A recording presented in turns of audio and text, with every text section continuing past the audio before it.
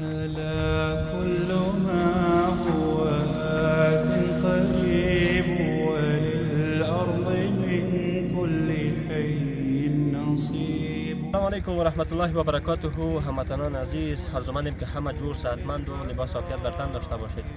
یک بار دیگر بنیاد خیریه نصیب در ماه مبارک رمضان در کنار همه افراد اشخاص بی بضاعت، یتیم و بی سرپرست قرار دارد.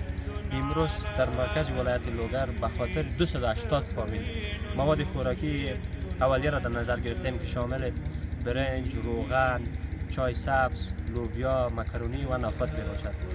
با این مواد انشالله میتونن که یک چند روز در کنار فامیل خود و در این ماه مبارک رمضان به خوشی و خوشحالی سپری کنند. از او افراد اشخاص اهل الخیری که همیشه در کنار مردم افغانستان ایستاد شده و همیشه کمک کرده بسیار زیاد تشکری میکنیم. الله تعالی در این ماه مبارک رمضان تمام اعمال خیرتان یک بر چند حساب کند. وللدهر شد على أهله فبين المشرك